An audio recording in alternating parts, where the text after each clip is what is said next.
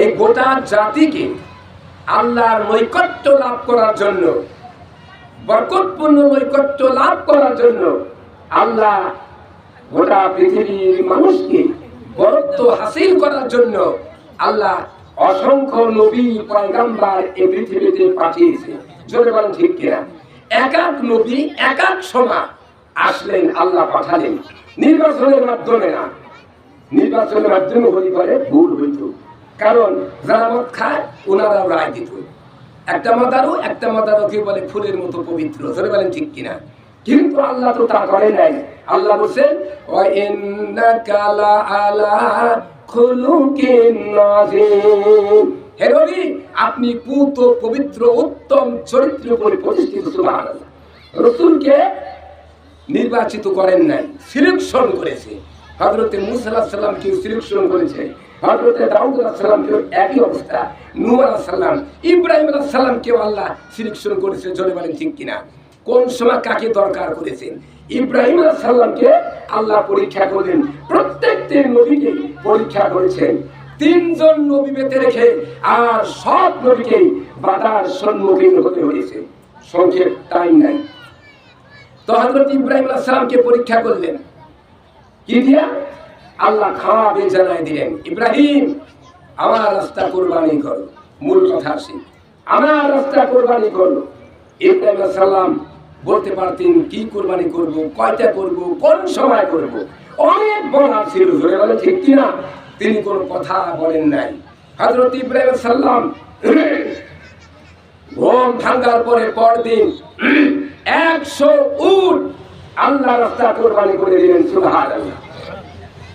আল্লাহ রাব্বুল আলামিন পরদিন রাত্রে আবার খাবে জানাই দিলেন, ইব্রাহিম এদিকে লক্ষ্য করেন, আমার রাস্তা কুরবানি করো। পরদিন 100 দুম্বা কুরবানি করলেন, দুইবার। তৃতীয় রাত্রিতে আল্লাহ পাক বলেন, ইব্রাহিম আমি তোমার রব, আমার বড় ইচ্ছা হয়েছে তোমার কলিজার টুকরা সন্তান ইসমাইলকে আমার রাস্তা কুরবানি করে দাও।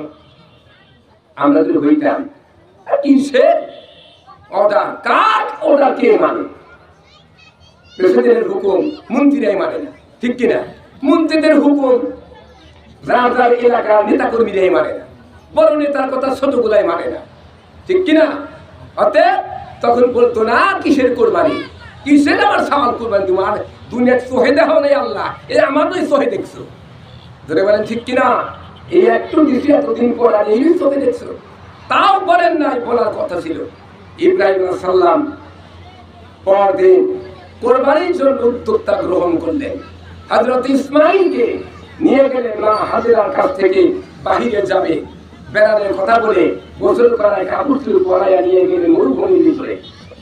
ইসমাইলকে বললেন, বাবা ইসমাইল, ইয়া বুনাইয়া ইন্নী আরা ফিল মানামি আন্নী আযবাহু ফানজুর মাযা তারা। হে প্রাণপ্রিয় ছেলে, পিতা বলতেছে ইব্রাহিম আলাইহিস সালাম সন্তানকে, আমি স্বপ্নে দেখলাম আল্লাহর হুকুমে তোমাকে আমি কোরবানি করতেছি, তোমার অভিমত কি, তোমার রায় একটু বল। আমরা যদি বলাইতাম না, ঠাস করে গালি চর মারতাম। আপনাদের এলাকার বাপকে চর টর মারে না, শহর এলাকা পাইকারি হারে মারে, বাপের শোনেই না, বেদক টেদক পায় অস্থির। যে জন্মদাতা তার সাথে খারাপ আচরণ করে শহর এলাকা বেশি, গ্রামে খুব কম। যার কয়েকদিন ঠিক না। তো ইব্রাহিম আলাইহিস সালামকে ইসমাইল কোনো কথা বললেন না, শুধু একটা কথা বললেন, আব্বাজান পয়গাম্বরের স্বপ্ন এটা স্বপ্ন নয়, এটা ওহীর সমতুল্য। দ্রুত আপনি রায় কার্যকরী করুন, হুকুম পালন করুন, কিন্তু 3টা শর্ত আছে। কয়টি শর্ত মনে রাখবেন? কয়টি শর্ত? 3টি শর্ত। 1 নম্বর শর্ত হলো আপনি যখন কোরবানি করবেন আমার হাত পা ভালো করে বেঁধে নেবেন, যেমন আমরা গরু ছাগলকে বেঁধে নেই। ধরবেন ঠিক কিনা? যাতে আমি ছুটাছুটি করতে না পারি ছুরি দেখে, তাহলে আপনি কোরবানি করতে পারবেন না, আল্লাহর আদেশ মানতে পারবেন না, ভুল হয়ে যাবে, নারাজ হবে আল্লাহ। 2 নম্বর, আপনি যখন কোরবানি করবেনই আল্লাহর হুকুমে, আপনার চক্ষুটা রুমাল দিয়া ভালো করে বেঁধে নিন, যাতে আপনি আমাকে না দেখেন, আমার চেহারার উপরে নজর পড়ে না যায়। কি কথা বললে? বাবা হয়ে সন্তানকে কোরবানি করবে। 3 নম্বরের শর্ত হলো আমি কোরবানির পরে আমার মার কিচ্ছু রইল না, মা হাজেরার কাছে আমার রক্ত মাখা জামা কাপড়গুলি দয়া করে তুমি পৌঁছায় দিবে। 3টা শর্ত দিলেন। হযরত ইব্রাহিম সাল্লাম তাই করলেন। হযরত ইসমাইলের হাত পা বাঁধলেন, এরপরে রুমাল দিয়ে নিজের চক্ষু বন্ধ করে দিলেন, ঢেকে ফেললেন। এরপরে ছুরি চালাই দিলেন সয়া, যেমন গরু সরাই আমরা ছাগল বকরি সরাই, ওইরকম সয়া দিয়ে ছুরি চালাইলেন। কিন্তু ইব্রাহিম আলাইহিস সালাম ছুরি চালায় কিন্তু কাটে না। যত জোরে শক্তি খাটায় চালায় কাটে না। হযরত ইসমাইল বলেন, আব্বাজান কষ্ট আমারও হচ্ছে, আপনারও হচ্ছে, আমার মনে হয় উল্টা দিক হয়েছে, ধারালো দিক হয় নাই। আপনি রুমাল খুলে ধারালো দিকটা আমার গলায় লাগায় ঠাসান। হযরত ইব্রাহিম সাল্লাম রুমাল খুলে দেখলেন না, সঠিক দিক ধারালো দিক দিয়েছে, কেন কাটে না। এবার আবার রুমাল বেঁধে আবার চালালেন, ছুরি চালালেন ইসমাইলের গলার উপরে, আল্লাহর হুকুমে কোরবানির জন্য। আল্লাহর অসংখ্য ফেরেশতা কেঁদে কেঁদে বললেন, আয় আল্লাহ, বাবা হয়ে সন্তানকে কোরবানি করে দৃশ্য আর সহ্য হতেছে না, তুমি তাড়াতাড়ি কবুল করে নাও। আল্লাহ রাব্বুল আলামিন বলল, ফেরেশতা জলদি চলে যাও, ইব্রাহিমের পরীক্ষা পাস হয়েছে, ইসমাইলকে ছুরি নিচ থেকে সরাই দিয়া একটা উট বা দুম্বা তাড়াতাড়ি করে দাও। সহায় দাও, সহায় দিলেন, ছুরিতে কেটে গেল। ইব্রাহিম সাল্লাম মনে মনে ভাবলেন, একটা সন্তান পাইলাম 90 বছর বয়সে, আর সেটা আল্লাহর রাস্তা দিয়ে দিলাম। চক্ষু খুলে রুমাল খুলে দেখ ইসমাইল পাশে দাঁড়ানো, একটা উট বা দুম্বা কোরবানি হয়ে গেছে।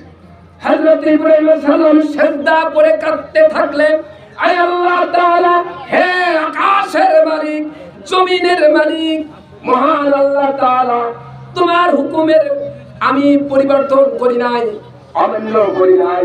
তুমি বলার সঙ্গে সঙ্গে 100 দুম্বা আমার সন্তানকে কোরবানির জন্য প্রস্তুত ছিলাম, আমার কি অপরাধ কোরবানি কেন ইসমাইল হলো না? আল্লাহ রাব্বুল আলামিন কোরআনের কারিমের ভিতরে সুন্দর করে বললেন, ফালাম্মা আসলামা ওয়া তাল্লাহু লিল জাবিন। ইব্রাহিম চিন্তার কারণ নাই, ভয়ের কারণ নাই, চিন্তা করো না। শুধু কোরবানি তোমার তাই কবুল হয় নাই, বাপ বেটা 2 জনের কোরবানি আমি আল্লাহর কাছে কবুল হয়ে গেছে। সুবহানাল্লাহ। তুমি সন্তানকে কোরবানির জন্য প্রস্তুত ছিলে, এজন্য তোমার কোরবানি কবুল। আর ইসমাইল তার জীবনকে আল্লাহ রাস্তা কোরবানির জন্য রেডি ছিল, এজন্য ইসমাইল কোরবানি কবুল। তার মানে ফালাম্মা আসলামা ওয়া তাল্লাহু লিল জাবিন, বাপ বেটা 2 জনের কোরবানি আল্লাহর কাছে কবুল হয়ে গেছে। আজকে আমরা ইসমাইলের কবুল আপনার কোরবানি হতো, আজকে আমাদের বাড়ির আমাদের বংশের বাবা দাদা নানা মা বড় ভাই মা নানি দাদি যারা বড় বয়স তাদেরকে কোরবানি করা লাগতো। জোরে বলেন ঠিক কিনা?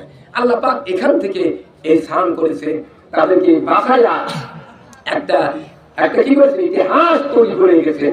আমরা বকরি ছাগল গরুর উপর দিয়ে আল্লাহর বরকত অর্জন করতে পারি। জোরে বলেন ঠিক কিনা? এই জন্য আপনারা তো প্রত্যেক সময় জানেন কোরবানি কয় ভাগ করেন, যেহেতু সময় কম, সেইভাবে নিয়ম অনুযায়ী আপনারা গরিবকে দিবেন, আত্মীয় স্বজনকে দিবেন, যে কেউ যেন না খেয়ে না থাকে, প্রত্যেকের মুখে যেন হাসি ফুটে যায়। আল্লাহ আমাদের সকলকে কোরবানি করার জন্য প্রত্যেককে ইমান যারা করেছে আমরা আল্লাহ কবুল করুন। জোরে বলেন আমিন। আগামীতে আল্লাহ যেন আমাদের প্রতিবার কোরবানি করার তৌফিক দান করেন। জোরে বলেন আমিন। আমরা মনে করবো যে আমরা মুসলমান সব ভাই ভাই, কারোর সাথে ছিল কার সঙ্গে রাগারাগি নয়, একে অপরকে শ্রদ্ধা করবো, সম্মান করবো, ভালোবাসবো, সালাম দিব। সালাম আদান প্রদানের মাধ্যমে মহাব্বত পয়দা হয়, শত্রুতা দূর হয়ে যায়। জোরে বলেন ঠিক কিনা?